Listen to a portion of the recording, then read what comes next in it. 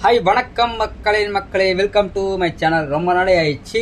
கிட்டத்தட்ட நம்ம திங்கக்கிழமை வீடியோ போட வேண்டிய பெரிய வீடியோ, அதுக்கப்புறம் செவ்வாய்க்கிழமை போட வேண்டிய அதோட போடலை. ஏன்னா சில பல காரணங்களுக்காக திருப்பதி வரைக்கும் என் அண்ணனுடைய பையனுக்கு காது குத்துறதால மொட்டை அடிக்கிறதால வந்திருக்கோம். அதனால் போட முடியல. நாளைக்கு வந்து காலாஸ்திரி போகிறோம், அந்த வீடியோவும் வரும் தொடர்ந்து.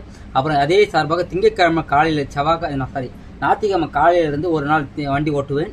கண்டிப்பாக சண்டே ஓட்டுவேன்னு நினைக்கிறேன், பார்க்கலாம். சண்டே காலையில் வீடியோ கண்டிப்பாக வரும், ஒரு டிரைவிங் வீடியோ வரும், அதேமாதிரி ஏர்னிங்ஸ் வீடியோ வரும். இன்றைக்கி நாளைக்கு வராது வீடியோ. ஆக மொத்தம் இன்றைக்கி ஞாயிற்றுக்கிழமை வரும், திங்கக்கிழமை வராது, செவ்வாய்க்கிழமை வராது, புதன்கிழமை கண்டினியூஸாக அதுக்கப்புறம் கண்டினியூவாக ஒரு மக்கள்.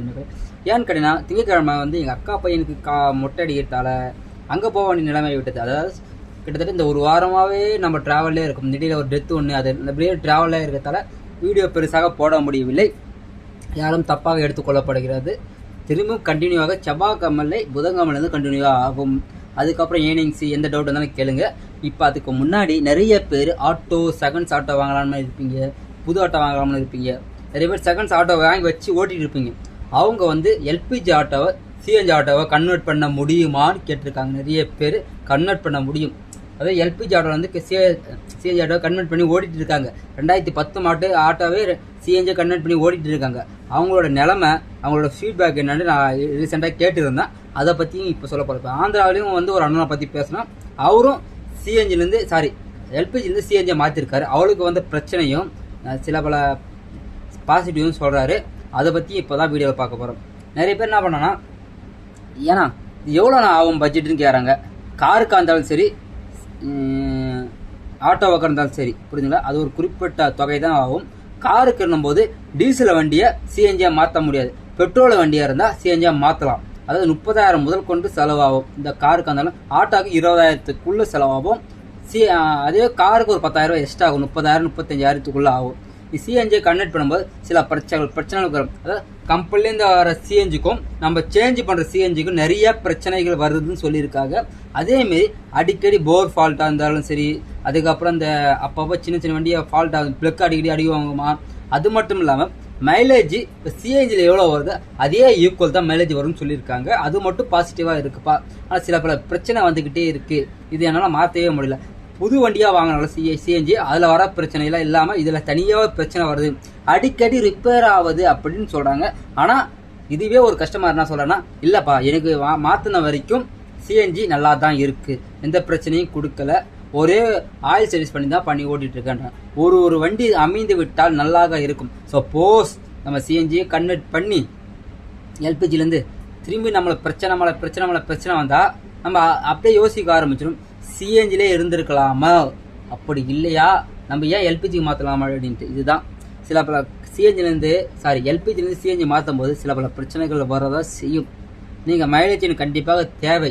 இதாவது நான் லாஸ்ட் வீடியோவில் போட்டிருப்பேன், என் வண்டி வந்து 46 தருது லாங் போகும்போது. கிட்டத்தட்ட நம்ம சிட்டியில் ஓட்டும்போது 35க்குள்ளனா கண்டிப்பாக தரும். நான் 4 கிலோ கேஸ் பிடிச்சி 35க்குள்ளனா தரும். ஆனால் எல்பிஜி வந்து 20-25க்குள்ளே தான் தரும். ஆனால் இது வந்து 58 ரூபா கேஸு, அது வந்து 90 ரூபா கேஸு. அதுக்கு எதுக்கு ஈக்குவலாக இருக்கும். ஆனால் மைலேஜ் ஒப்பிடும்போது நம்ம சிஎன்ஜி பெஸ்ட்டு. அதேமாதிரி சிஎன்ஜி எதுக்கு இருக்குன்னா, அந்த சத்தம் டொட கேட்காது, சிஎன்ஜி வைப்ரேட்டரும் ஆகாது. எல்பிஜியில் வைப்ரேட்டர் ஓவராக ஆகும். அதேமாதிரி சிஎன்ஜியில் என்ன பெஸ்ட்டுனா, வந்து கேஸ் நான் ஒரு 350 ரூபா 400 ரூபாய்க்குள்ளே தான் அடிக்கிற மாதிரி இருக்கும். நம்ம எங்கே வேணால் சுற்றலாம், ஒரு நாள் ஃபுல்லாக ஓட்டலாம். எல்பிஜியில் ஒரு 5 கிலோ இல்லைனா ஒரு 600 ரூபா 800 வரைக்கும் அடிக்க வேண்டியது. நிலமை வரும்போது நம்ம இந்த 200 300 போட்டு ஒரு 1000 ரூபா ஓட்டத்துக்குள்ளே அந்த கேஸ் ஆகிடும், புரியுதுங்களா? அதேமாதிரி எல்பிஜியில் என்ன பெஸ்ட்னா, நீங்கள் எங்கே போனாலும் கேஸ் உடனே அடிச்சுக்கிட்டு வந்துடலாம். அது ஒரு அட்வான்டேஜ். சிஎன்ஜியில் பார்த்தீங்கன்னா அப்படி இருக்க முடியாது. நீங்கள் நைட் டைமில் போகும்போது ஃப்ரீயாக இருக்கும். மற்ற டைமில் அடையாறு, இந்த மீனம்பாக்கம் அந்த பக்கம்லாம் போகும்போது செம வண்டி நிற்கும். கிட்டத்தட்ட ஒரு 40 வண்டி நிற்கும். ஒரு 3/4 மணி நேரம் காருக்கு வந்தாலும் சரி, ஆட்டோக்கு வந்தாலும் சரி டைம் ஆகிடும். அதனால் சிஎன்ஜியில் அதுதான் பிரச்சனை. நீங்கள் சிஎன்ஜிலேருந்து எல்பிஜியில் சிஎன்ஜி கன்வெர்ட் பண்ணும்போது சில பல பிரச்சனை வரதான் செய்யும். சப்போஸ் அதை உங்களால் சமாளிக்க முடியுமானால் கண்டிப்பாக நீங்கள் மாற்றிக்கொள்ளலாம். நிறைய இப்போ ஸ்டேஷன் வந்துடுச்சு. அதாவது எல்பிஜிலேருந்து சிஎன்ஜிக்கு மாற்றக்கூடிய இது வந்துச்சு. நான் இடத்த மட்டும் சொல்கிறேன், கடை பேரை சொல்ல விரும்பலை, நான் விளம்பரம் பண்ண மாட்டேன். அதேமாதிரி சிந்தாரப்பேட்டிலையும் மாற்றுறாங்க.